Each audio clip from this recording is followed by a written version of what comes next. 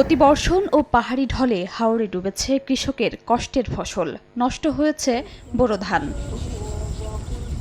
কোথাও কোমর পানি, কোথাও হাঁটু পানি, এর মধ্যেই ডুবে থাকা কাঁচা পাকা ধান কেটে শেষ সম্বলটুকু বাঁচানোর প্রাণপণ চেষ্টায় কৃষক। বছরের একমাত্র বোরো ফসলের উপর নির্ভর করে হাওড় অঞ্চলের কৃষকের সারা বছরের ভরণ পোষণ, মহাজনের টাকা পরিশোধ আর সন্তানের লেখাপড়ার খরচ।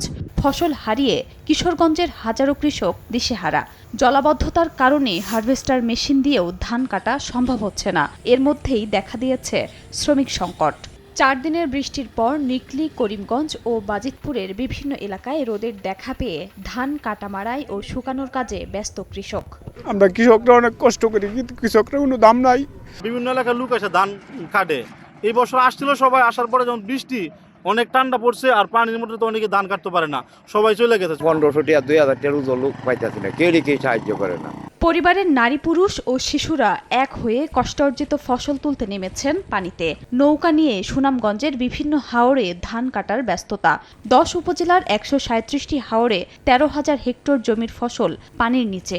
অনেক স্থানে পানি বেশি থাকায় ধান কাটতে পারছেন না কৃষক। অপরিকল্পিত বাঁধ দেওয়ায় হাওরের কৃষকের এই দুর্দশা যেন নিয়তি হয়ে দাঁড়িয়েছে।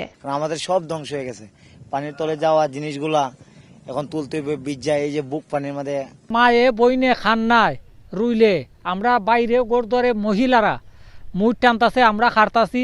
একবার গৃহস্থ করে আমরা 12 মাস চলি। এখন আমরা এই ফসল গেছে, বাচ্চা বাচ্চা লই আমরা কি করে চলি।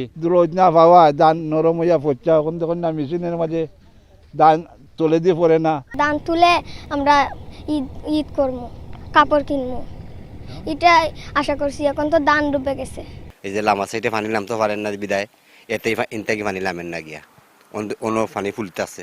অতিবৃষ্টি আর পাহাড়ি ঢলে তলিয়েছে নেত্রকোনার হাওরে প্রায় 10,000 হেক্টর জমির ধান। তলিয়ে যাওয়া ফসল এখন আর কাটার অবস্থা নেই। তারপরও যতটুকু বাঁচানো সম্ভব সেটুকুই ঘরে তোলার চেষ্টা করছেন চাষিরা। কষ্ট করে আনতাছি, 2000 টাকা কাটাইতে হইতাছে। ব্যাপারই এই নাই, বীজা ধান নিতে চায় না, অনেক জায়গায় কয় 500 টাকা এমন। এমন কিছু এমন নজির দেখছি না যে এইভাবে একদিনে পানি আয়া তুলবে জমি। হবিগঞ্জের বানিয়াচংয়ে প্রবল স্রোতে খোয়াই নদীর বাঁধ ভেঙে ডুবেছে হাওর। 3,324 হেক্টর বোরো ধান তলিয়ে গেছে। হঠাৎ এই দুর্যোগে দিশেহারা কৃষক। অনেকেই ঋণ করে চাষ করেছিলেন, ফসল হারিয়ে দুশ্চিন্তায় তারা। শুকাইবারের জায়গা নাই, এখন আমরা পছক হইয়া পড়ছি। আমরা খাইমই কে, কিস্তুই দিমু কে, কিভাবে চলমু? ক্ষেত কাটাইতে 6,000 টাকা ক্ষেত, একবার তুলাইতে সরক যায় 1,000, বাড়ির নিতে যায় আবার 1,000। ই খরচা হইলে আমরা গৃহস্থ বাঁচার কোনো উপায় নাই। মৌলভীবাজারেও হাওর জুড়ে পানির নিচে কয়েক হাজার হেক্টর কাঁচা পাকা বোরো ধান।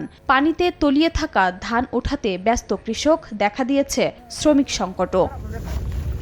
এদিকে সামনে আরও বৃষ্টির পাশাপাশি নেত্রকোনা ও হবিগঞ্জে নদ নদীর পানি বাড়ার পূর্বাভাস দিয়েছে বন্যা পুনর্বাসন ও সতর্কীকরণ কেন্দ্র। আগামী 3 দিনের মধ্যে আমার নেত্রকোনা জেলার খালিয়াঝুরি উপজেলায় যে খালিয়াঝুরি পয়েন্টটা আছে সেখানে বিপদসীমা এক্সিড করে চলে যেতে পারে। সেক্ষেত্রে নতুন করে খালিয়াঝুরির যেই হাওরের নিম্নাঞ্চল আছে সেটা প্লাবিত হবে। ক্ষতিগ্রস্ত কৃষকরা বলছেন, সরকারি সহায়তা ছাড়া ঘুরে দাঁড়ানো সম্ভব নয়। খাদিজা স্বপ্না, সময় সংবাদ।